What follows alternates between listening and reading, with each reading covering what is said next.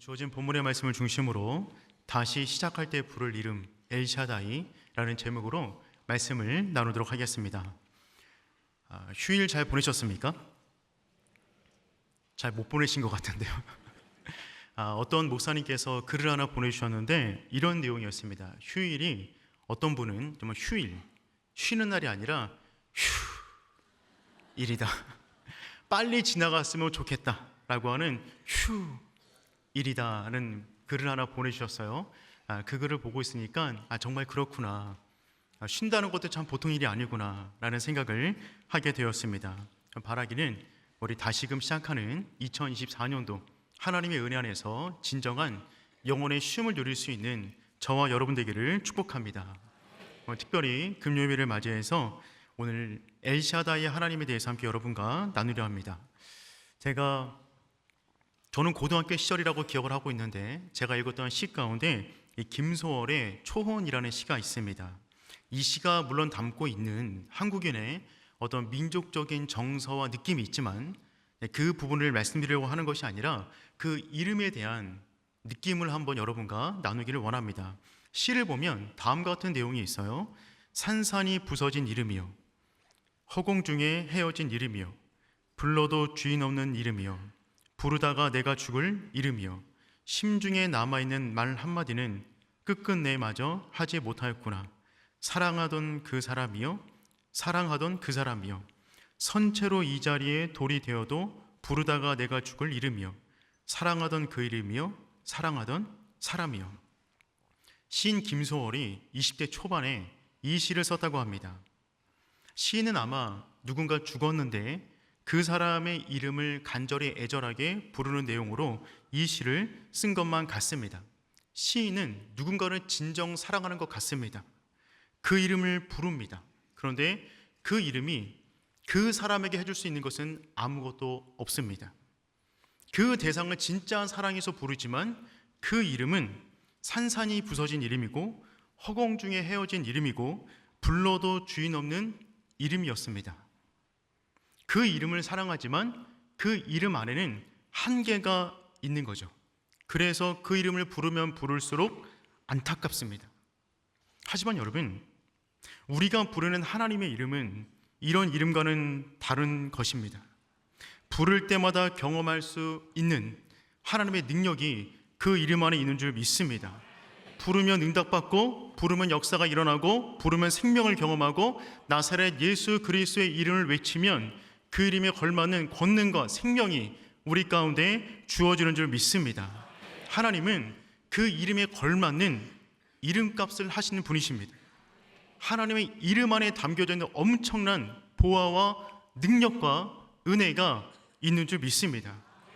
오늘 이 밤 우리가 만날 이름은 엘샤다이 하나님입니다. 그 이름이 우리 인생 가운데 어떠한 능력이 있는가, 그 은혜를 경험할 수 있는 복된 시간 되기를 축복합니다.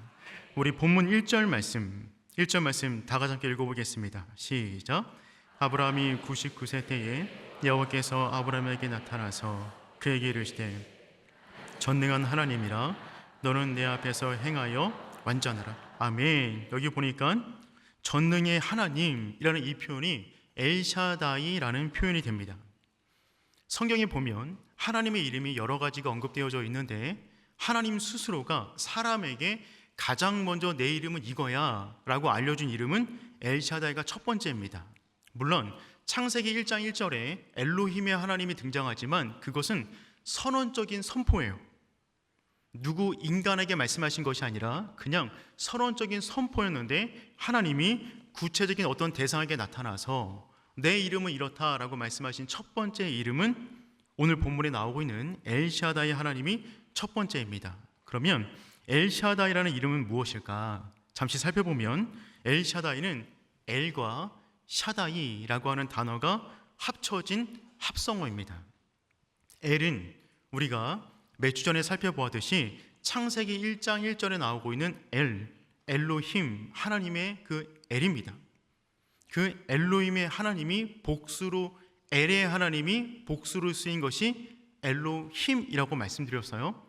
그래서 엘은 강한 하나님을 의미하는데 복수인 엘로힘은 강하고 강한 하나님입니다. 그분이 너무 강하셔서 복수로 장엄하게 쓴 표현이 바로 엘로힘의 하나님이 되는 거죠. 그러니까 엘샤다의 하나님은 그 엘로힘의 하나님 플러스 샤다이가 붙은 것입니다. 그러니까 엘로힘의 하나님 위에 덧붙여서 축복으로 더 풍성한 은혜가 담겨져 있는 이름이 엘샤다이의 하나님이 된다는 것이죠. 그러면 엘이라는 표현을 잠시 상형 문자를 들어서 여러분께 소개를 시켜드리면 좀 더 시각적으로 다가올 것 같아요. 여러분, 엘로힘이라는 이 표현, 특별히 엘이라는 표현을 상형 문자로 보면 이렇게 생겼습니다. 이렇게 생긴 것은 두 개로 분리가 되어 앞에 있는 것은 목자가 이끄는 막대기를 의미하고 뒤에 있는 것은 뿌리 있는 황소를 의미하는 것입니다. 그러니까 고대 히브리인들은 하나님, 엘로힘의 하나님을 이와 같은 이미지를 가졌다는 거예요. 그분이 어떤 분이시냐면 우리를 이끄시는 목자가 되어주십니다. 이 지팡이는 리더십을 의미하는 거고 방향을 이끄는 것이고 우리를 선하게 인도하시는 목자를 말하는 것입니다. 그런데 그분은 또한 힘이 가장 센 황소의 모습을 그려놓았어요.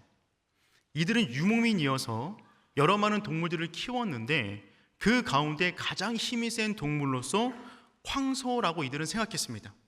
그래서 하나님이 어떤 분이시냐면 그분은 황소와 같은 엄청난 힘이 있으신 하나님이다 라고는 생각이 고대 유대인들이 갖고 있었던 하나님에 대한 이미지였어요.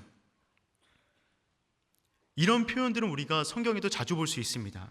그리고 이스라엘 사람들은 밭을 갈 때 이런 광경들을 많이 보았어요. 특별히 하나의 멍에 안에 두 마리 황소를 메워서 밭을 가게 만들었습니다. 한 마리 황소는 굉장히 힘이 센 건장한 황소이고 또 한 마리 황소는 어린 황소를 붙입니다. 그런데 동일한 멍에를 메고 밭을 가게 만드는 거죠. 그것이 바로 그들이 갖고 있었던 하나님에 대한 이미지였어요. 그래서 하나님이 어떤 분이시냐면 그분이 우리와 동행하시는데 그리고 우리에게 사명을 맡기시고 우리에게 땅을 기경하고 정복하기를 원하시는데 그 방법이 무엇이냐면 우리의 힘으로 그것을 감당하는 것이 아니라 우리보다 더 세신 하나님과 함께 멍에를 멜므로 그분과 동행하는 것 자체만으로 그 일을 이룬다는 것입니다. 그래서 이스라엘 백성들은 하나님 그러면 힘이 센 황소 이미지를 갖고 있었어요. 그래서 모세가 시내산에 올라갔을 때 이스라엘 백성이 밑에서 하나님과 관련된 우상을 만들잖아요. 그 우상의 모습도 황소로 만들었던 것은 그와 같은 배경에서 나온 것입니다. 하나님은 그러므로 어떤 분이시냐면 황소와 같이 큰 힘으로 우리와 함께 멍에를 메시고 우리가 감당하길 원하시는 그 일을 그분 스스로 이루시는 하나님이 되는 거죠. 그래서 황소와 같은 하나님의 이미지를 가장 분명하게 보여주는 구약의 사건이 무엇이냐면 민수기 23장, 24장에 등장하는 하나의 그림이 하나 있습니다. 이 본문의 내용이 어떤 내용이냐면 이스라엘 백성이 출애굽한 이후에 가나안으로 가는 여정 길 가운데 모압 평지를 지나가게 됩니다. 근데 모압 평지 안에 진을 쳤어요. 그런데 모압 왕 발락이 이들이 두려웠어요. 그러니까 이들을 공격하기는 어렵고 저주라도 해야겠다는 마음에 발람이라는 선지자를 매수하다가 그를 통해서 이들을 향한 저주적인 예언을 하도록 매수했습니다. 그러니까 돈을 주고 발람 선지자를 구해다가 저주하게끔 만든 거죠. 그래서 발람은 이제 돈을 받고 이들을 작정하고 저주하려고 딱 섰어요. 그리고 그들을 향해서 예언의 메시지를 선포하기 시작합니다. 그 내용이 민수기 24장 4절부터 9절까지 말씀인데 4절을 보면 다음처럼 되어 있어요. 하나님의 말씀을 듣는 자, 젖는 자의 환상을 보는 자, 엎드려서 눈을 뜬 자가 말하기를. 여기 보니까 젖는 자의 환상을 보는 자, 이 젖는 자가 뭐냐면 엘샤다예요. 그러니까 지금 발람이 모압 평지 땅 가운데 진을 치고 있는 이스라엘 백성을 저주하려고 하는데 갑자기 엘샤다의 하나님의 영이 그를 덮친 거예요. 그는 저주하려고 했는데 엘샤다의 하나님, 황소처럼 힘이 센 하나님의 영이 그에게 임하자 그가 저주를 하는 것이 아니라 축복을 하기 시작합니다. 그래서 8절 말씀 보니까 8절과 9절 말씀 보면 다음처럼 되어 있어요. 하나님이 그를 애굽에서 인도하여 내셨으니 그 힘이 들소와 같도다. 들소와 같도다. 그의 적국을 삼키고 그들의 뼈를 꺾으며 화살로 쏘아 깨뜨리로다. 꿇어 앉고 누움이 수사자와 같고 암사자도 같으니 일으킬 자 누구이랴. 너를 축복하는 자마다 복을 받을 것이요 너를 저주하는 자마다 저주를 받으리로다. 지금 엘샤다의 하나님의 능력이 임했더니만 무엇을 말하고 있냐면 그들을 저주하는 게 아니라 축복하고 있는데 그 힘이 들소와 같도다.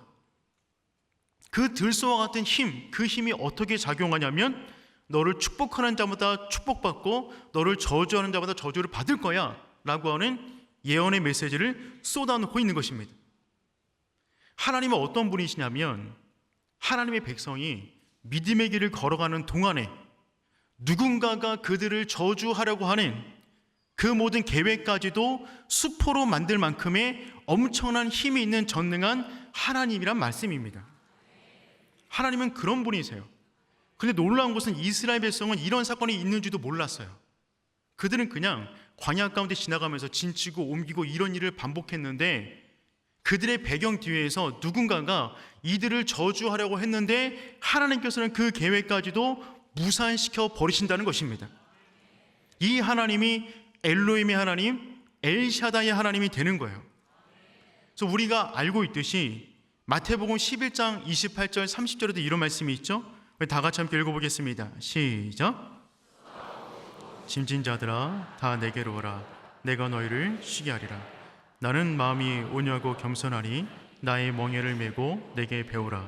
그리하면 너희 마음이 쉼을 얻으리니 이는 내 멍에는 쉽고 내 짐은 가벼움이라 하시냐. 아멘.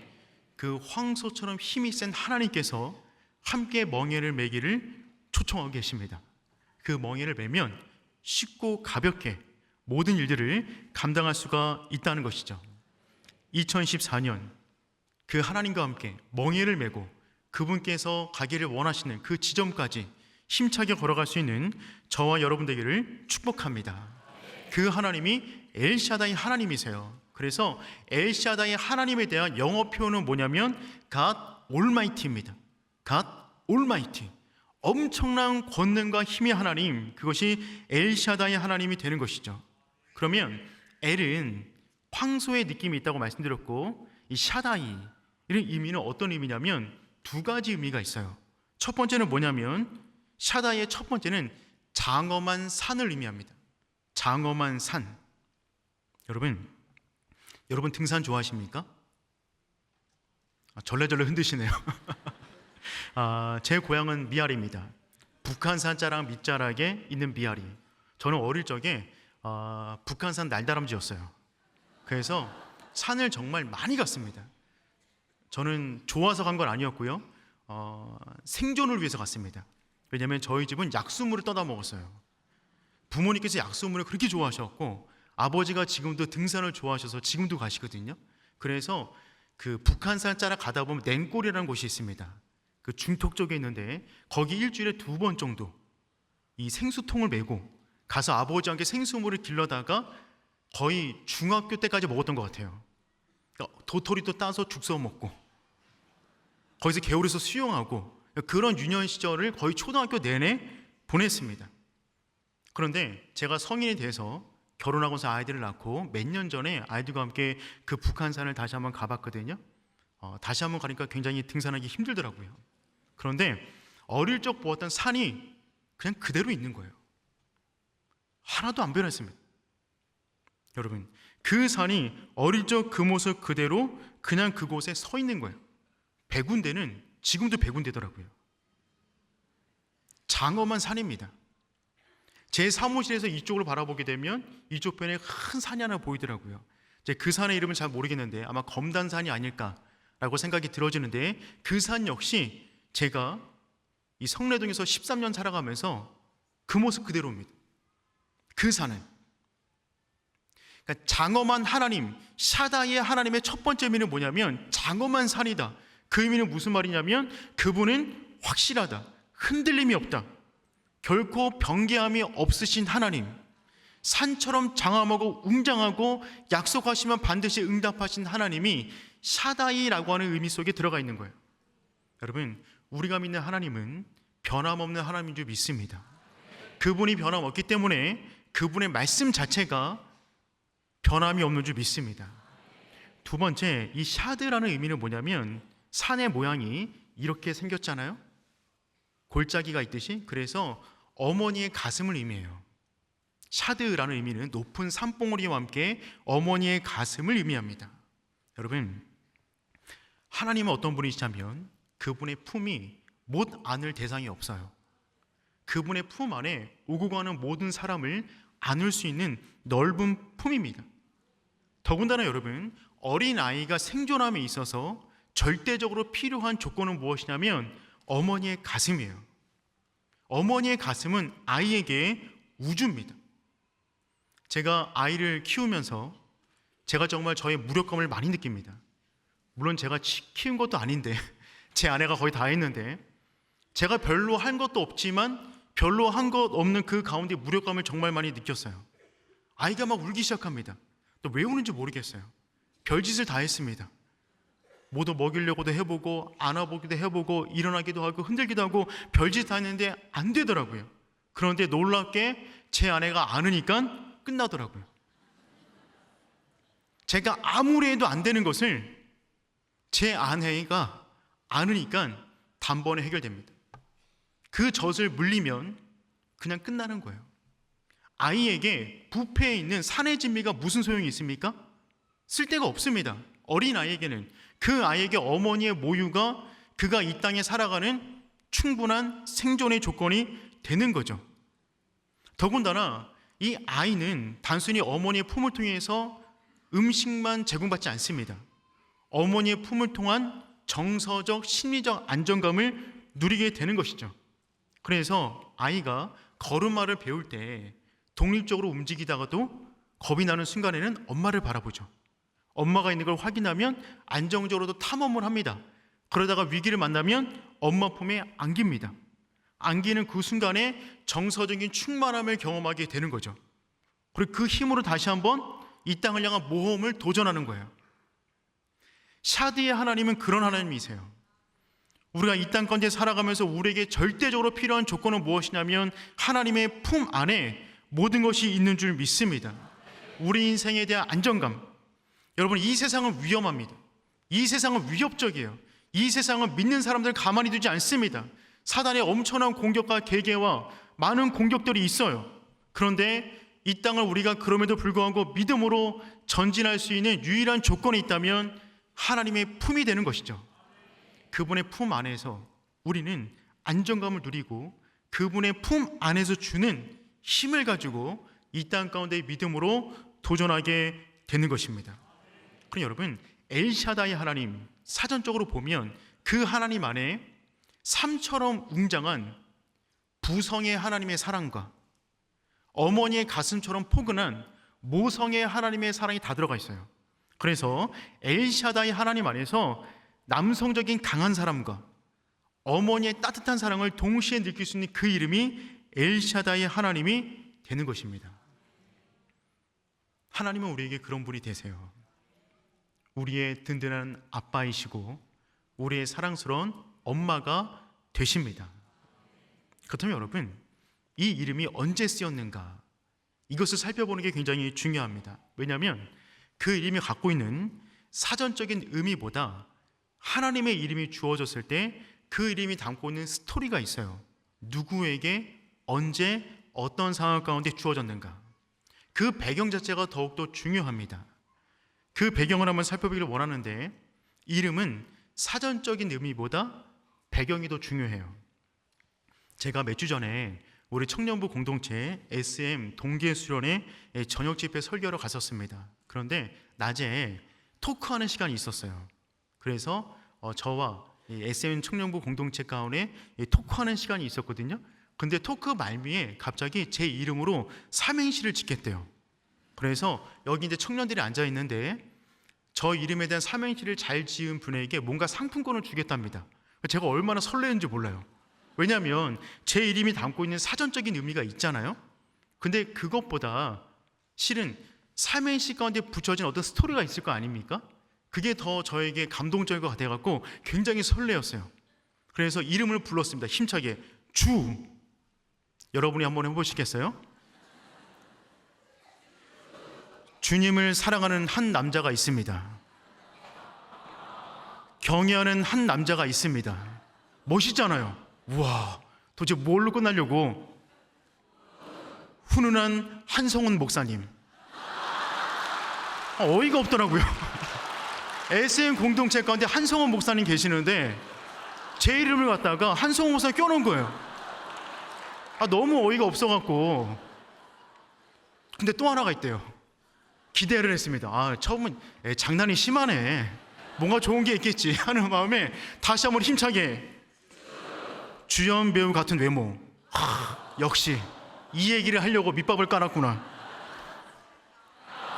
경쟁자 없는 말솜씨에 깔끔한 매너까지.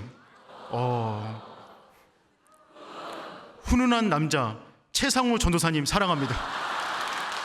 최상호 전사님이 청년부 가운데 있는데 그 공동체 청년이 제 이름을 빌어서 넣은 거예요. 그때부터 악몽이 시작됐습니다. 제 이름이 불려질 때마다 한성훈, 최상우 그 이름이 불려지는 것 같더라고요. 제 이름 안에 그 두 분의 스토리가 들어간 거예요. 지금도 보니까 어이가 없습니다. 이름이 제 이름이 담고 있는 사전적 의미가 있어요. 그런데 스토리가 더해지면 의미가 더 풍성해지거든요. 그런데 하나님 말씀이 다 그래요. 하나님 말씀이 전해질 때 그냥 전해진 것이 아니라 스토리와 배경이 있습니다. 엘샤다이는 성경에 48회가 쓰였어요. 그런데 창세기에 6번이 있었습니다. 출애굽기에 1번, 그리고 31번이 어디에 쓰였냐면 욥기에 쓰였어요. 욥이 그 어려운 고난을 왜 극복했냐면 엘샤다이 하나님을 만났기 때문에 그렇습니다. 그런데 6번이 창세기 가운데 쓰여졌는데 이게 굉장히 특별한 의미를 지니고 있습니다. 특별히 오늘 우리가 보았던 창세기 17장 말씀은 엘샤다이 하나님이 가장 먼저 계시되어 있는 본문의 말씀입니다. 이 본문을 통하여 사전적 의미를 뛰어넘어 이 의미가 오늘을 살아가는 우리에게 어떤 의미를 주는가 한번 3가지로 여러분과 함께 나누기를 원합니다. 첫 번째, 엘샤다이 하나님은 어떤 하나님이시냐면 인간의 한계 상황에 찾아오시는 하나님이십니다. 그 이름이 언제 선포되었냐면 인간의 한계 상황 가운데 선포가 되었어요. 아브라함의 인생을 이해할 때는 그의 나이를 살펴보는 게 굉장히 중요합니다. 왜냐하면 아브라함의 인생 가운데 몇 번의 나이가 언급되어져 있는데 그게 굉장히 의미 있는 시기 가운데 주어졌기 때문에 그래요. 창세기 12장 4절 말씀 우리 다 같이 함께 읽어보겠습니다. 시작.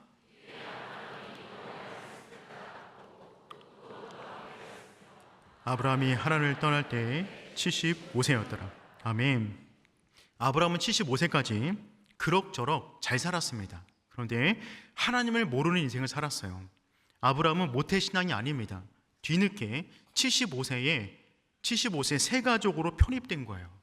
그런데 하나님이 초신자인 그를 불러서 믿음의 조상으로 만들어가는 이야기가 아브라함 인생의 전반적인 이야기입니다.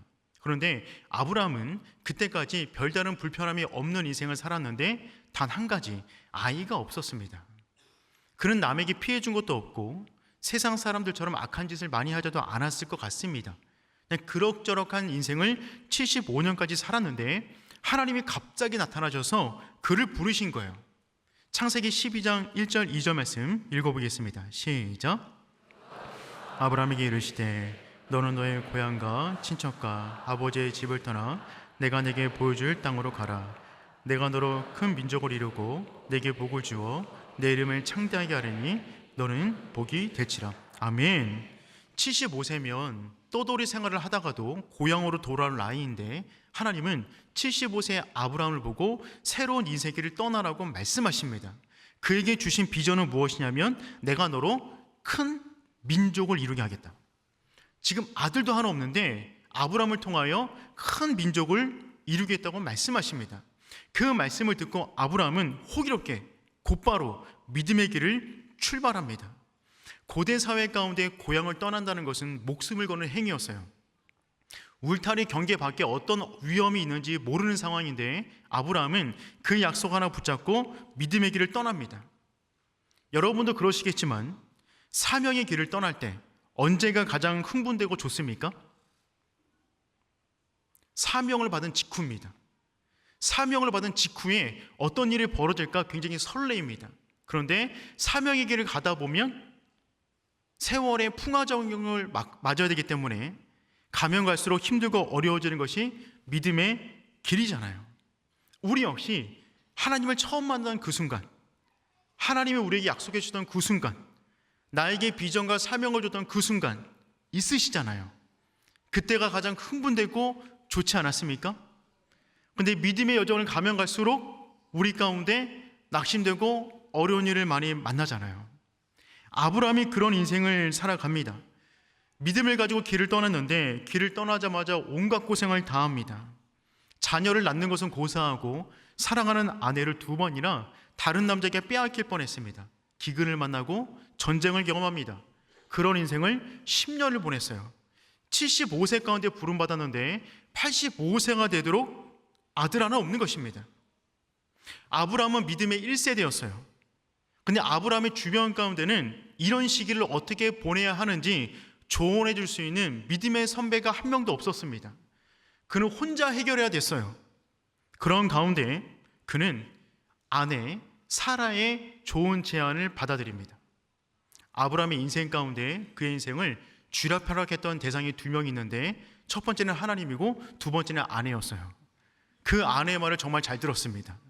고대 사회 가운데 아이를 못 낳게 되면 다른 여인을 통해서 아이를 낳는 관습이 있었기 때문에 사레가 자신의 여종이었던 하갈을 통해서 아들을 낳자라고 말을 하니까 그 방법을 채택하게 됩니다.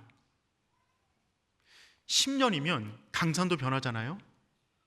10년 동안 하나님의 응답이 없자 아브라함은 어떤 생각을 갖게 됐냐면 하나님이 꼭 이 방법이 아니라 이런 방법을 통해서도 아들을 주지 않을까라고 하는 약간 우회적인 생각을 했던 것 같아요.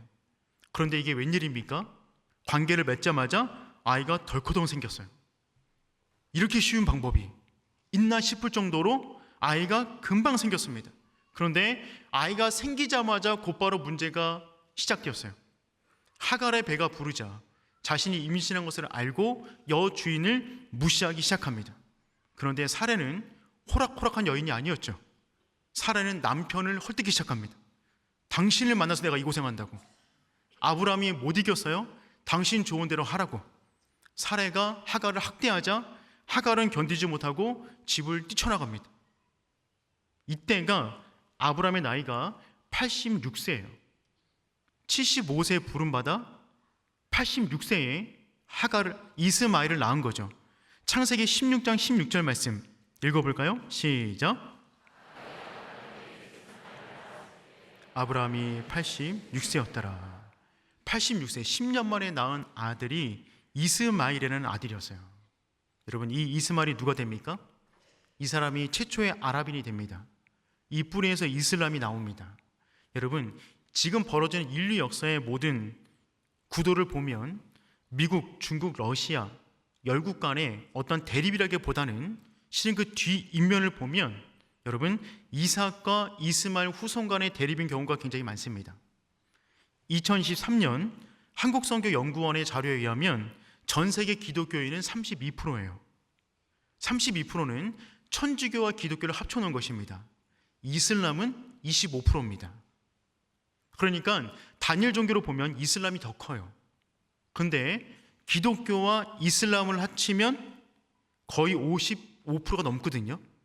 그 민족 전부 다가 같은 형제에게서 나온 겁니다. 그러니 여러분, 아브라함이 인내하지 못하고 한순간 저지른 실수가 그 이후에 인류 역사 가운데 굉장히 뼈아픈 역사로 자리 잡게 되는 거죠. 하나님의 약속에 기다리다 지친 사람들이 행하는 모습이 이와 같습니다. 하나님이 우리의 인생 가운데 반드시 기다림의 시간을 넣으세요.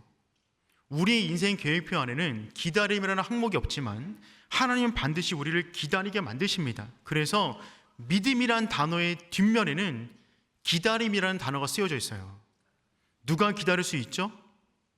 믿는 사람만이 기다릴 수 있습니다. 아브라함은 못 기다렸어요. 그런데 그 이후에 시간이 또 훌쩍 갑니다. 오늘 본문 말씀 1절 말씀 다 같이 함께 읽어보겠습니다. 시작. 99세 때에 여호와께서 아브라함에게 나타나서 그에게 이르시되 나는 전능한 하나님이라 너는 내 앞에서 행하여 완전하라. 아멘. 이때 아브라함의 나이가 99세였대요. 창세기 16장 16절에서 나온 그의 나이는 86세였는데 한 절만 넘어가서 17장 1절이 되는데 한 절 사이에 13년이 흘러간 것입니다. 성경은 한 절로 되어 있지만 이 한 절 사이에 이스마엘 안에, 또한 아브라함 안에, 사레 안에 얼마나 많은 스토리가 담겨져 있었겠습니까? 이 시간은 철저하게 침묵의 시간이었어요. 하나님을 만날 수 없는 시간이었어요. 믿음으로 출발하여 시작했는데 이제는 99세가 되었습니다. 13년 동안 하나님의 음성을 듣지를 못했습니다. 하나님을 전에 만났던 산에 가도 안 들렸고 동굴에 가도 안 들리고 광야에 나가도 안 들리는 것입니다. 그 시간을 13년을 보냅니다. 13년을 보내다 보니까 99세가 되었어요. 거의 100세가 되었어요. 거의 한 세기를 산 겁니다. 100세를 산 사람 마음 안에 가슴을 뛰게 할 만한 무언가가 있을까요? 75세 때 본인이 고향을 떠났던 그 모습을 생각하면 아마 아브라함은 이때 허허하고 헛웃음이 나왔을 것만 같습니다. 지난날의 모습이 정말 일장 춘몽처럼 느껴졌는 줄 모릅니다. 그에게 있어서 유일한 낙은 그냥 후처를 통해서 얻은 이스마엘이나 잘 자라는 것이었어요. 그런데 100세를 산 그에게 하나님이 나타나서 맨 먼저 하시는 말씀은 무엇이냐면 나는 전능한 하나님이라. 나는 엘샤다이의 하나님이라. 엘샤다이의 하나님이 언제 선포되었냐면 믿음으로 인생길을 출발했으나 그 모든 약속을 잃어버리고 그럭저럭한 삶에 익숙해져서 이스마엘이나 잘 되기를 바라는 그러한 그럭저럭한 삶을 살아가는 그 사람에게 하나님이 엘샤다의 하나님으로 나타났다는 것입니다. 여러분, 그러니 그 하나님은 어떤 분이시냐면 99세를 산 사람의 가슴도 뛰게 하는 하나님이세요. 다시 시작할 그 믿음, 그 마음을 불어넣는 하나님의 이름이 무엇이냐면 엘샤다이라는 이름이라는 것입니다. 우리도 살다 보면 인간적인 가능성이 0%처럼 보일 때가 있습니다. 내가 세운 계획이 완전히 백지 상태가 될 때가 있는 거죠. 도저히 빠져나갈 구멍이 보이지 않습니다. 이런 믿음이 있어요. 엘로힘의 하나님, 그분이 천지를 만드셨습니다. 천지를 운행하십니다. 그런 믿음은 있는데 그 하나님이 내 인생의 문제를 해결해 줄 것 같진 않은 그런 배신감이 들 때 있지 않습니까? 그분이 천지도 만드셨고 동정녀 탄생도 믿고 부활도 믿고 천국도 지옥도 믿지만 지금 내 인생 가운데 벌어지는 그 문제는 수십 년이 지나도 해결되지 않는 이 문제는 그분이 해결해 주지 않을 것 같은 그런 마음이 드는 그때 부를 이름이 뭐라고요? 엘샤다의 하나님이 되는 겁니다. 여러분, 그 하나님의 이름은 그때 제시가 되어진 거예요. 그래서 그분이 우리에게 요구하는 첫 번째는 무엇이냐면 창세기 17장 1절 하반절을 보니까 다음처럼 되어 있습니다. 함께 읽어볼까요?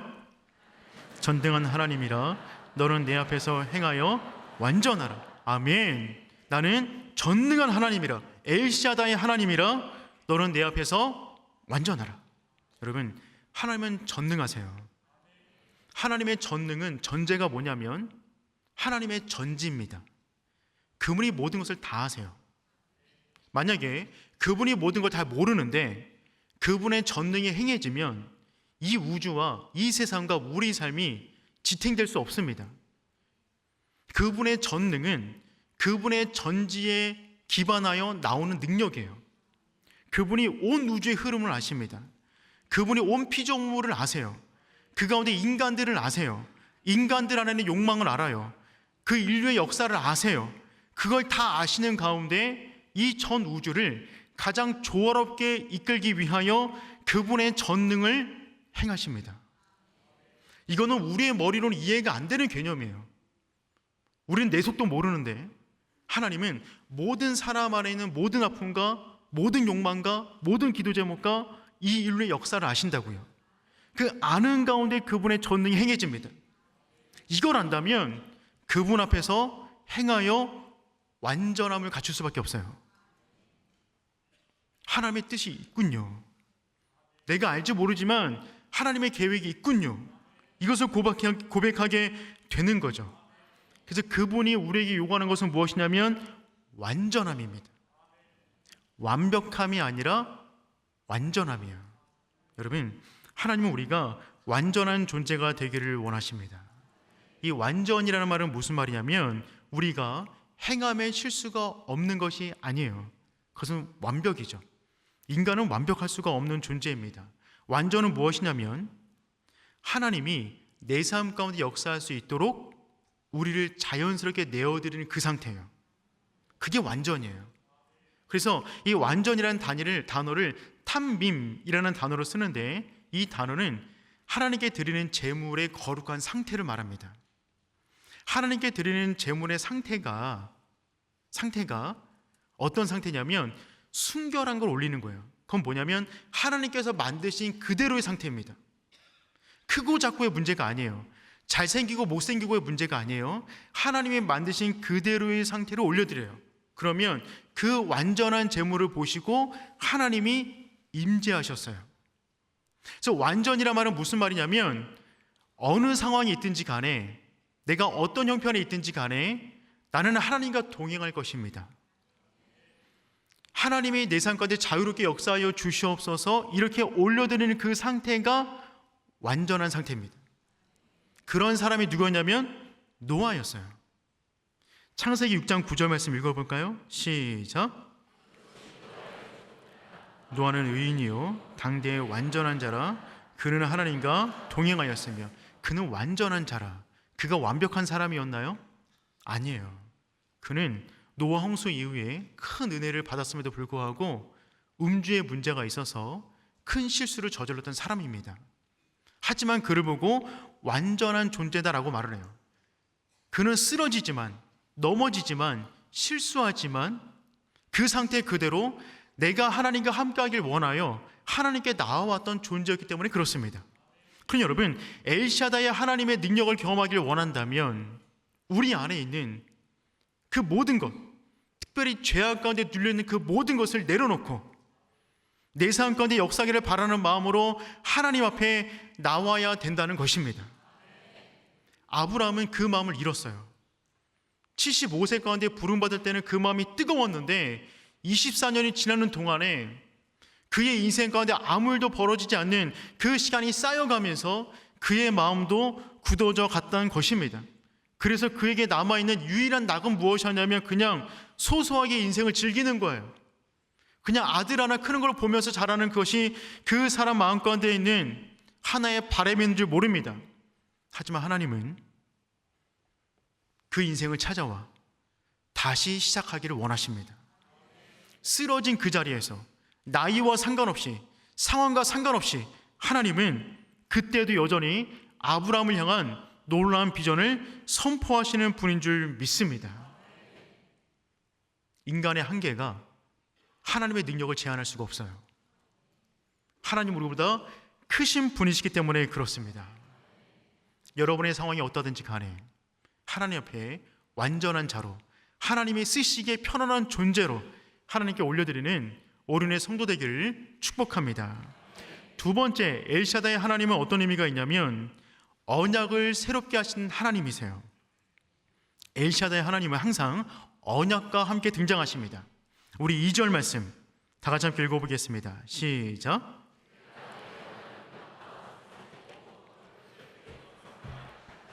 아멘.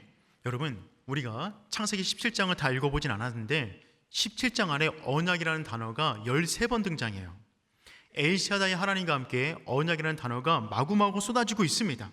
즉 지금 약속을 잃어버린, 약속이 끝났다고 여긴, 약속 때문에 상처받았던 아브라함의 인생을 다시금 회복시키는 방법이 무엇이냐면 그 언약을 새롭게 하시는 것입니다. 인생의 벼랑 끝에 서서 공고한 날을 맞은 아브라함에게 하나님이 찾아오셔서 그를 회복시키는 방법은 무엇이었냐면, 그가 갖고 있는 어떤 문제를 완전히 해결하기 이전에, 문제 해결 이전에 먼저 제시하신 것은 무엇이냐면 언약을 새롭게 하시는 거예요. 여러분, 이 사실은 굉장히 중요합니다. 우리의 인생은 한 번의 승리로 이루어지지 않습니다. 인생은 마라톤이에요. 한 번 은혜를 받았다고 우리 인생 가운데 주어진 모든 문제가 해결되는 것도 아닙니다. 인생은 끝없는 문제 연속이고, 그 문제와 함께하는 하나님의 능력을 경험하는 것에 연속이 되는 것이죠. 그러므로 여러분, 우리가 거침없이, 흔들림 없이 하나님께서 원하시는 믿음의 길을 완주하기 위해서 우리에게 필요한 것은 무엇이냐면, 장엄한 산처럼 흔들림이 없는 하나님의 말씀을 붙잡는 것입니다. 칠흑같이 어두운 길을 걸을지라도 그 길을 걸을 말씀을 손안에 쥐고 있는 거예요. 사망의 음침한 곳을 다닐지라도 우리 심령 가운데 밝은 빛의 말씀을 붙잡고 있으면 그 길을 통과하게 되는 줄 믿습니다. 여러분 인생 가운데 평생 붙잡고 있는 하나님과 여러분 사이에 맺은 약속의 말씀이 있습니까? 하나님은 그 말씀을 날마다 새롭게 하기를 원하세요. 말씀으로 우리 인생을 튜닝해 나가는 겁니다. 오케스트라, 저는 오케스트라를 잘 모르는데 책을 보니까 이런 내용이 있더라고요. 오케스트라 단원들이 연주할 때 한 50명에서 60명가량 단원들이 나와서 멋있는 연주를 한답니다. 그런데 연주할 때, 저도 그런 장면 자주 봤는데, 꼭 무대 위에 서서 튜닝을 하더라고요. 연습실에서 하고 나오면 되잖아요. 그런데 연습실에서 하고 나와서 바로 연주하면 되는데, 꼭 여기 나와서 오보에로 A키를 쫙 불러요. 그러면 거기에 맞춰서 튜닝을 한 번 하고 연주가 시작되는 것입니다. 근데 왜 그럴까? 제가 다큐를 보니까 그 내용을 말해주고 있더라고요. 연습실의 온도와 공연장의 온도가 다르대요. 그러면 악기가 온도에 민감하기 때문에 미세한 음의 차이가 있답니다. 그렇기 때문에 연주 직전에 조율을 한번 하는 거예요. 더군다나 손의 온도가 있기 때문에 들고 나오는 동안에 악기의 온도가 들어가면 줄이 풀어지거나 단단해지기 때문에 음이 틀어진답니다.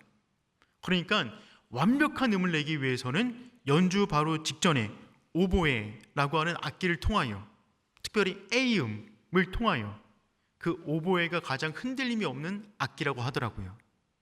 그 음을 통하여 모든 오케스트라 단원들이 함께 튜닝을 한 다음에 멋진 연주가 시작되는 것입니다.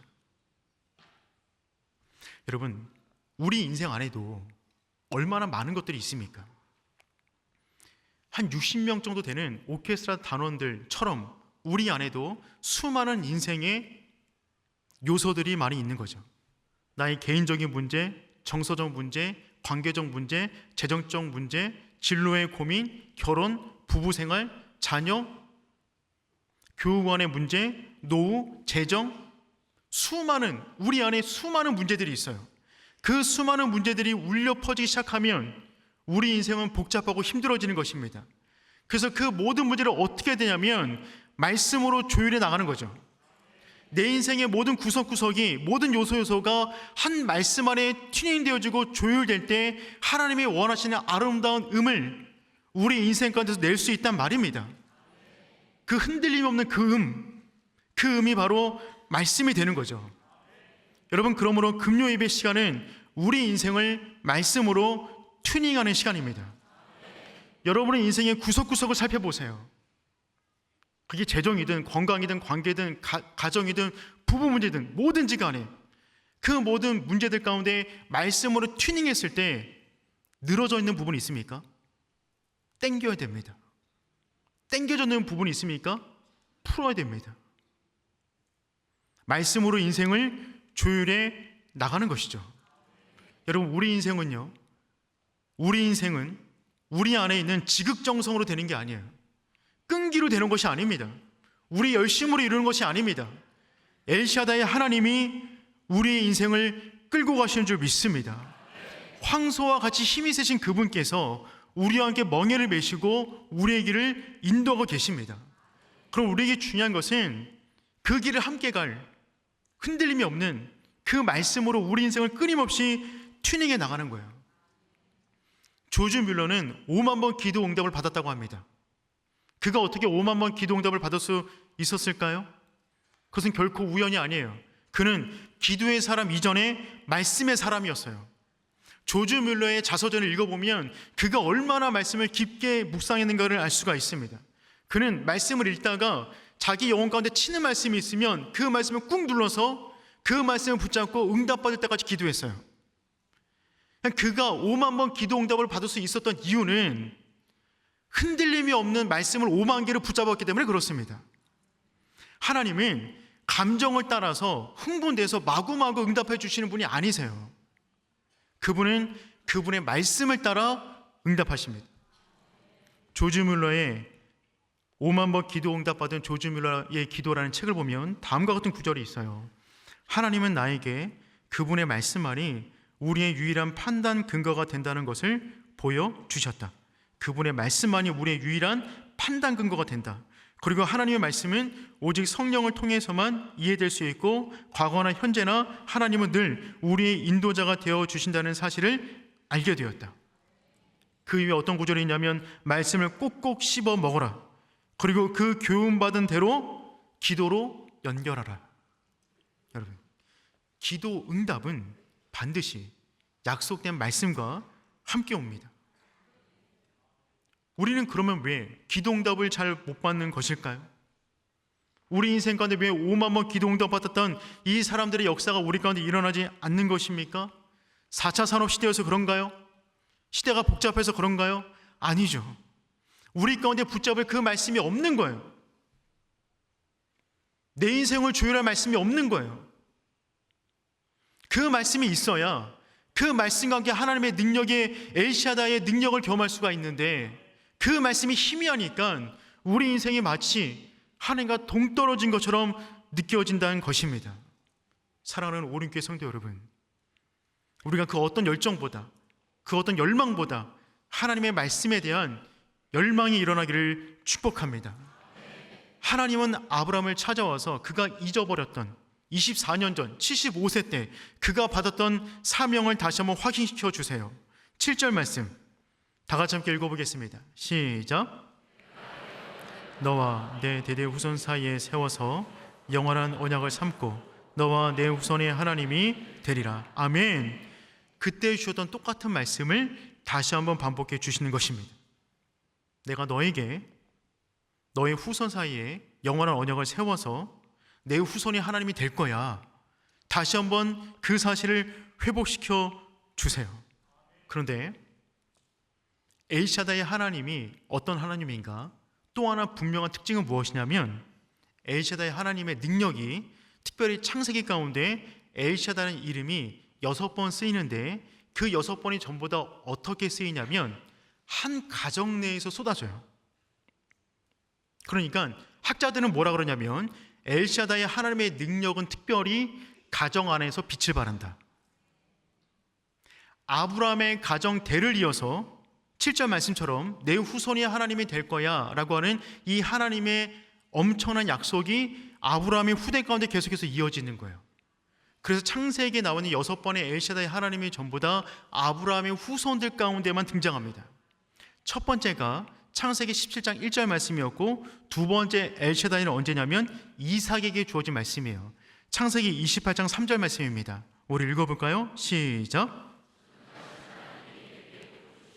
내가 생육하고 번성하게 하여 내가 여러 민족을 이루게 하시고. 아멘. 지금 이 상황은 어떤 상황이냐면 이삭이 두 아들을 낳았는데 야곱과 에서 가운데 서로 죽일 만큼의 어떠한 앙금이 생겼잖아요. 그래서 지금 야곱이 바단 아람으로 도망쳐야 될 상황입니다. 이때 이삭이 아버지가 뜨거운 마음으로 야곱을 축복하는 내용이에요. 근데 그 내용이 뭐냐면 전능하신 하나님이 내게 복을 주시어 내가 생육하고 번성하여 내가 여러 민족을 이루게 하시고 엘샤다의 하나님을 외치고 있어요. 근데 이 내용은 어떤 내용이냐면 우리가 조금 전에 읽었던 창세기 17장에 있었던 아브라함에게 주었던 그 약속의 말씀을 다시 한번 이삭이 자기 아들에게 넘기는 겁니다. 아버지는 너를 보호할 수 없어. 아버지는 너와 함께 할 수도 없어. 하지만 하나님이 너와 함께 하실 거야. 하나님이 너와 함께 하셔서 내 자손까지 안전하게 보호해 주실 거야 라고 하는 약속의 말씀으로 엘샤다의 하나님의 이름을 먼 길을 떠나는 아들 야곱에게 넘기는 것입니다. 세 번째 등장한 엘샤다이는 야곱이 자녀들에게 하는 말이 있어요. 창세기 35장 11절 말씀 읽어보겠습니다. 시작.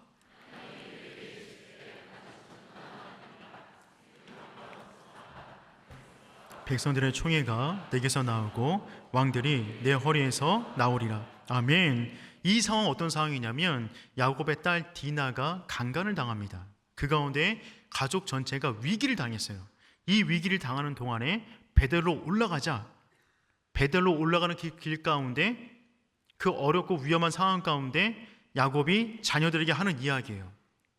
하나님이 그에게 이르시되 나는 전능한 하나님이라. 생육하며 번성하라 한 백성과 백성의 총회가 내게서 나오고 왕들이 내 허리에서 나오리라. 이 말씀을 내가 아버지에게 받았는데 그 엘샤다의 하나님, 전능한 하나님을 가정의 위기 가운데 다시 한번 부르는 겁니다.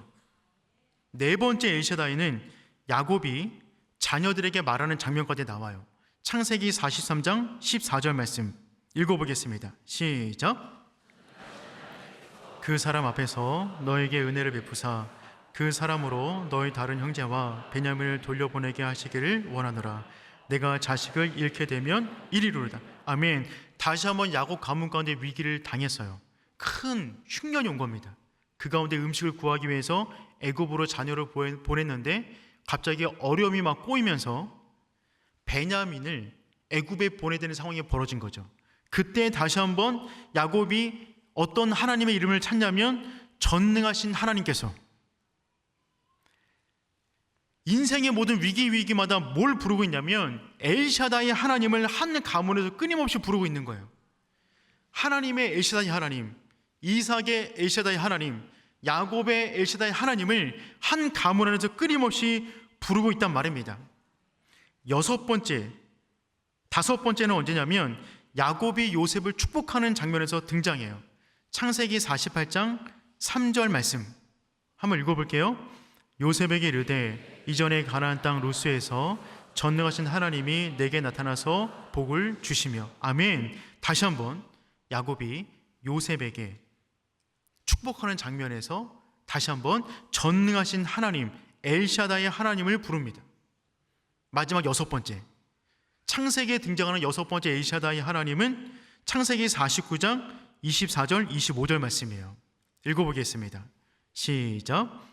요셉은 활은 도리어 구세며 그의 발은 힘이 있으나 이는 야곱의 전능자 이스라엘 반석인 목자의 손을 힘입음이라. 내 아버지의 하나님께로 말미암나니 그가 너를 도우실 것이요 전능자로 말미암나니 그가 내게 복을 주실 것이라. 위로 하늘의 복과 아래로 깊은 샘의 복과 젖먹이는 태의 복과 복이로다. 아멘. 자녀를 축복하는 가운데 야곱이 요셉을 축복하면서 전능자의 하나님 엘샤다의 하나님의 이름으로 그를 축복해요. 요셉은 정말 험난한 인생을 살았습니다. 그는 납치를 당했고요, 살해를 당할 뻔했고, 노예로 팔려갔고, 강간을 하려고 했던 고소를 받아 감옥에 들어갑니다. 이 가운데 한 가지만 우리가 경험해도 제대로 살아갈 수 없을 거예요. 그런데 요셉은 이 모든 걸 다 감당했어요. 그럼에도 불구하고 그의 영혼은 순결했습니다. 왜 그랬냐면 그 역시 엘샤다의 하나님이 그를 보호하셨다는 거예요. 엘샤다의 하나님을 만났더니만 그 가문 대대로 하나님의 이름이 전수될 때마다 그 가문을 지키셨던 하나님의 능력이 보여지는 것입니다. 엘샤다는 이름 자체가 가정 가운데 주어진 말씀이라고요. 그런 여러분, 2024년 명절을 보낸 다시금 우리가 모여 금요예배를 드리는 이 시간 가운데 간절히 소망하기는 여러분 가정 가운데 여러분이 자녀에게 넘겨줘야 될 그 이름, 엘샤다의 하나님의 이름을 넘길 수 있는 복된 믿음의 명문가문 되기를 축복합니다. 여러분, 우리가 자녀에게 뭘 넘겨줄 수 있겠습니까? 얼마만큼의 재물? 뭘 넘겨줄 수 있겠어요? 그것이 그 아이를 보호할 수 있겠습니까? 아닙니다, 여러분. 엘샤다이 하나님, 아브라함의 가문 가운데 대대로 역사하셨던, 그 가문 가운데 주어졌던 모든 위기의 순간순간마다 그들을 보호하셨던 그 하나님의 능력이 우리의 삶 가운데 가득하기를 축복합니다. 마지막, 엘샤다이 하나님은 어떤 분이시냐면 새로운 비전을 주시는 하나님이십니다. 4절 말씀 읽어보겠습니다. 시작. 너는 여러 민족의 아버지가 될지라. 아멘. 여기 보니까 새로운 비전을 주셨어요. 그 비전이 뭐냐면 여러 민족의 아버지가 될지라. 이게 웬 말입니까? 75세 때 하나님이 주셨던 비전은 무엇이었냐면 창세기 12장 2절을 보니까 내가 너로 큰 민족을 이루고 큰 민족을 이룰 거야 라고 말씀하셨는데 99세 때 주신 비전은 무엇이냐면 여러 민족의 아버지가 된답니다. 큰 민족을 넘어서 이제는 아예 여러 민족이래요. 99세, 뭘 할 수 있겠어요? 약속도 잃어버렸고 그럭저럭한 삶에 익숙해져 있던, 그렇게 시간을 낭비한 듯한 보였던 그 삶 가운데 나타나신 하나님께서 그에게 새로운 비전을 주시는데 더 축소된 비전이 아니라, 그 상태의 그 비전이 아니라 더욱더 크고 웅장한 비전을 주시는 거죠. 단순히 큰 민족이 아니라 이스마엘 하나 정도가 아니라 여러 민족의 아버지가 될 거야. 하나님은 항상 우리 인생을 향한 크고 웅장하고 위대한 계획이 있는 줄 믿습니다. 우리 인생 바라보실 때 우리 인생 지금만 바라보시지 않는단 말이에요. 우리를 통해 이루실 하나님의 엄청난 역사가 있는 줄 믿습니다. 그래서 그의 이름을 바꾸시죠. 아브라함이 아니라 아브라함이다. 큰 민족의 아버지가 되는 거예요. 아내 이름도 바꿉니다. 사레, 공주에서 열국을 품을 어머니 사라로 바꾸세요. 가정 전체 이름을 바꿔버리는 것입니다. 하나님은 우리 인생 가운데 우리 인생의 정체성을 바꾸기를 원하세요. 우리가 생각하는 나의 인생이 별로 중요하지 않습니다. 그게 우리 인생을 끌고 가지를 않아요. 하나님이 우리를 보는 우리의 인생에 대한 생각이 중요합니다. 우리가 생각할 때는 큰 민족 이루는 것도 불가능하다고 생각할지 모르지만 하나님은 그것을 넘어 여러 민족의 아버지를 꿈꾸고 계세요. 그러면 여러분, 우리가 엘샤다이 하나님의 능력을 믿기를 원한다면, 경험하기를 원한다면 하나님의 생각을 우리의 생각으로 품어야 되는 줄 믿습니다. 한강을 건너가는 것은 오리배 하나 타면 됩니다.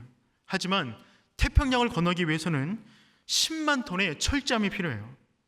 스노클링, 그냥 물고기 몇 마리 보려면 물안경 하나 끼면 됩니다. 하지만 깊은 해저를 탐험하기 위해서는 잠수함을 탈만 합니다.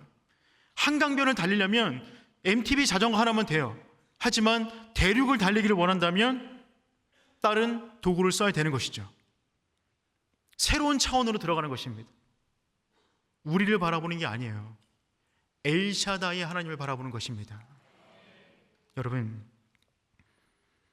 혹시 믿음으로 출발했다가 하나님의 약속을 붙잡고 출발했다가 그 약속을 잃어버리고 주저앉고 나와 함께하지 않는 것 같은 그런 믿음의 공허함을 느끼고 있는 성도님들 안 계십니까?